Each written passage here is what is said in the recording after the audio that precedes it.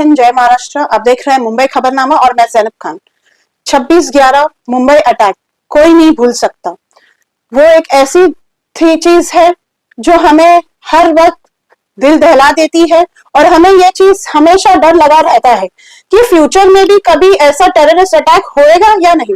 आज हमारे साथ है एक सर्वाइवल जिसने कसाब की गोली खाई थी पैर पर, बट अपनी हिम्मत से उसने इस देश को भी हिम्मत दी है। हमारे साथ है देविका। आइए उनसे जानते हैं कि उनका इमोशन, उनके साथ क्या हुआ, उनकी कहानी जानते हैं। Thank you so much ma'am for coming with us. आपकी एजुकेशन, आपकी फैमिली क्या है, आपको आपका फ्यूचर प्लान्स क्या है करने में? मैम मेरी ग्रेजुएशन कंप्लीट हो चुकी है, मैंने बीए किया है। फिलहाल मैं अभी मेरे फैमिली के साथ घर पर ही हूँ, जॉब ढूंढ रही हूँ। बेसिकली मेरा ड्रीम था कि मैं एक आईपीएस ऑफिसर बनूं और टेररिज्म को खत्म करूं, अपने देश के लिए कुछ करूं। बट मैं आईपीएस की मेरी पढ़ाई हो नहीं पाई है। सो मेरा सपना ये है, अगर मैं आईपीएस नहीं बन पाई तो मैं उन बच्चों को बनाऊंगी जो आईपीएस बनना चाहते हैं और अपने देश के लिए कुछ करना चाहते हैं। तो इस चीज के लिए मैं फोकस कर रही हूँ और मैं कुछ ना कुछ बनूंगी जो अपने देश के लिए कुछ कर सकूं। मैम आज तो हम 26/11 को याद करके सब डर जाते हैं। आपने तो इसे अपने आंखों से देखा है, कसाब को आपको गोली मारते हुए देखा है, ताज होटल में जो हुआ, रेलवे स्टेशन पे हुआ।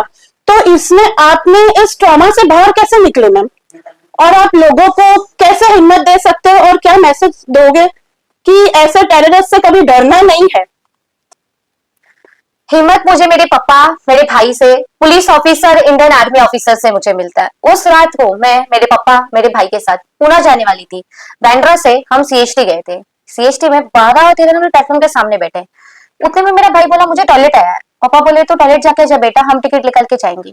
जैसे ही वो गया, अचानक से बॉम्ब स्फोट हुआ। कुछ पता नहीं चल रहा था वहां आखिर में क्या हो रहा है। सडनली गोली फायरिंग होने लगती है, लोग भाग रहे। मैं देख रही हूँ लोगों को भागते भागते गिर रहे हैं।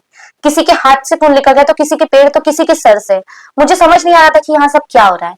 मेरे पापा ने बोला बेटा यहाँ कुछ तो गलत हो रहा है, हम भी भागते हैं। मेरे भाई मुझसे बिछड़ चुके थे। हम दोनों भाई को आवाज दे रहे, जयेश जयेश आवाज दे रहे, वो मिला नहीं। लोग भाग रहे, गिर रहे, धक्का दे के जा रहे। पापा के साथ मैं भी जैसे भागने की कोशिश करती हूँ, वैसे एक गोली आके मेरे राइट पैर में लग जाती है। गोली लगने के बाद मैं गिर गई, बेहोश हो गई। उसके पहले मैं एक शख्स को देखती हूँ जिसका इतनी बड़ी सी गन है और वो अंधाधुंध गोली फायरिंग कर रहा है। उसके चेहरे पे कोई डर नहीं है, ऐसा लग रहा है हम लोगों को मार के उसे खुशी मिल रही है। मैं क्वेश्चन मार्क थी कि वो बुटका सरी का शख्स कौन है जिसके हाथ में AK-47 बड़ी सी गन है। उस टाइम पे नाम नहीं पता था वो गन का नाम क्या होता है, बस इतना पता था वो एक शख्स है बुटका सरी का और उसके हाथ में बड़ी गन और वो अंधाधुंध गोली फायरिंग कर रहा है और वो इंजॉय कर रहा है उस चीज को। मैं क्वेश्चन मार्क थी। गोली लगने के बाद तो मैं बेहोश हो गई थी।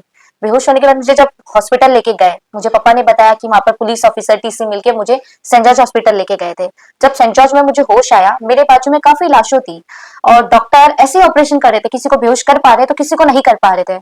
मैं वो सब देख के और डर गई जो मैंने स्टेशन पे देखा था। एंड फिर से मुझे वो हॉस्पिटल में काटाकटी देखना, फाड़ रहे डॉक्टर, चीर रहे उसे और गोली निकाल रहे, वो सब चीजें से मैं और डर गई, मैं रोने लग गई। वहां मेरा ऑपरेशन नहीं हुआ, वहां से मुझे जेजे हॉस्पिटल शिफ्ट किए। जेजे हॉस्पिटल में मैं करीबन 1.5 महीना एडमिट रही। बट उस रात की जो शख्स की शक्ल थी वो मैं कभी भूल नहीं पाई। वो कसाब का फेस आज भी मेरे जहन में उसी तरीके से याद है। आज भी वो खुनस, वो तकलीफें मेरी कभी कम नहीं हुई। हमेशा ऐसा ही है कि मैं कसाब के खिलाफ लड़ते रहूं और टेररिज्म खत्म करते रहूं।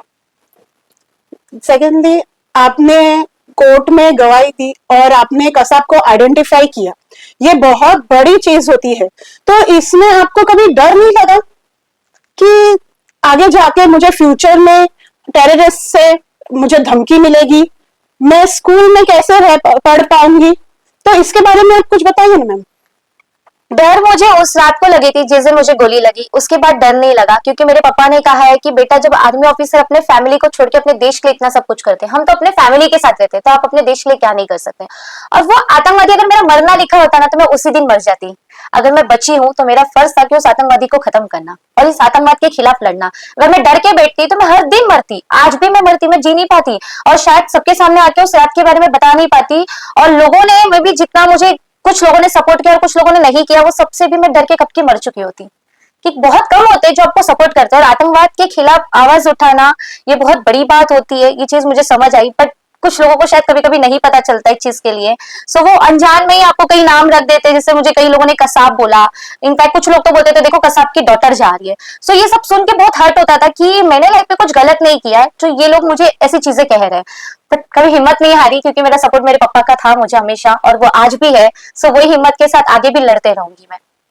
मैम, मेरा लास्ट क्वेश्चन आपसे ये है कि आप लोगों को क्या मैसेज देना चाहते हैं, क्योंकि लोग काफी जन ऐसे उसमें थे कि जो हिम्मत करके आपके जैसे आगे नहीं आ पाए कोर्ट में उसे आइडेंटिफाई करना, तो आप लोगों को क्या मैसेज देना चाहते हैं और क्या सेफ्टी आप बताना चाहते हैं लोगों को कि आप सेफ रहे पब्लिक प्लेसेस पे ऐसे लोगों से जो टेररिस्ट अटैक रहते हैं, उसके बारे में आप बताइए मैम।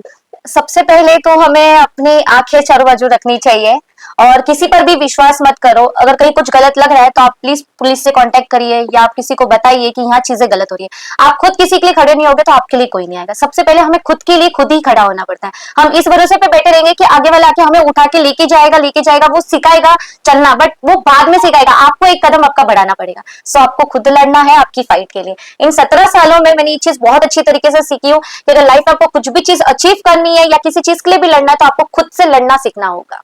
सर, आपसे एक सवाल ये है कि आपको हिम्मत किन लोगों ने दी है, क्योंकि कोर्ट में उसके खिलाफ गवाही देना, उसे आपकी बेटी ने आइडेंटिफाई भी किया है, तो आपको भी एक गुस्सा था कि मेरी बेटी को भी तकलीफ हुई, काफी लोग वहां मर चुके थे, तो आपको किसके लोगों ने आपको सपोर्ट किया है? जब पाकिस्तान से 10 आतंकवादी आए थे, जैसे 2 CST में थे, 4 ताज में गए, 4 उधर गए, सब मिलकर 10 आए थे, 9 को तो मार गिराए हमारे मुंबई पुलिस वाले और मिलिट्री वाले जो दिल्ली से आए थे, LNG वाले, और लेकिन कसाब को जिंदा रखा। ये जिंदा पकड़ा ना, वो एक अच्छा है, सब सबूत मिला, लेकिन कसाब को फांसी दिया, हम खुश नहीं है। जो उसका बाप जिंदा है, अभी सईद, लकवी, दाऊद और भी है, जयेश है, बहुत है उधर, तो वो लोगों का फांसी हो गया। वो फांसी होगा जब 166 लोगों को मारा और 300 लोग घायल किया। घायल में मेरी बेटी थी, उसको गोली लगी, पैर टूट गया, अच्छे ऑपरेशन हुआ। और डर तो वही है, और धमकी तो बहुत आती है पाकिस्तान से। अरे धमकी से हम डरने वाले नहीं है, हम मारवाड़ी है, राजस्थानी है। लेकिन मैं अभी यही बोलना चाहता हूँ देश से, प्रधानमंत्री से, हमारे देश वालों से और गवर्नमेंट से, महाराष्ट्र गवर्नमेंट से, जो पाकिस्तान बैठा है, अभी शायद लकवी है, दाऊद है, वो लोगों को कब लाओगे इंडिया में? जैसे पहलगाम का हमला हुआ, 26 लोगों को मार डाला, सिंदूर है, तो लेकिन वो आतंकवादी क्यों है? पकड़ा क्यों नहीं अभी तक? आज तो उसका तो हो गया ना, फैसला खत्म हो गया ना। अभी वो अंदर रखा, जैसे तोहर राणा को लाया अमेरिका से, उसको सलाह 7 महीना हुआ, और कहाँ है तोहर राणा? मैं उसके बारे में पूछता हूँ ना गवर्नमेंट से। तो तोहर राणा तो रेकी करके गया था ना इंडिया की पूरी, मुंबई की। तो तोहर राणा है, डेविड हेडली है, वो वही रेकी करके, वो लोकल मैन तो दुश्मन वही है ना, वो अभी से ही तो भेजता है ना। तो मैं तो प्रधानमंत्री को यही बोला ना इसमें भी कि आप वो लोगों को पकड़ लाओ, फांसी दो, जब खुश होगा ना। आज जो बड़े बड़े ऑफिसर मरे, आज बड़े बड़े आम पब्लिक मरी, गरीब है, अमीर है, जैसे दुख सुख सब डर तो सबको होता है ना। आज हमको पुलिस वाला सपोर्ट देता है, हम येलो गेट में जाते रहे, विलास गंगोने सर है, रमेश मालेश सर है, और भी कमिश्नर सर है, हमको सब मिले, सपोर्ट है, साथ है। लेकिन हमको एक वो विश्वास नहीं कि जो पाकिस्तान बैठे वो कब आके और हमला करे, उसका कोई निर्णय बता नहीं सकता है।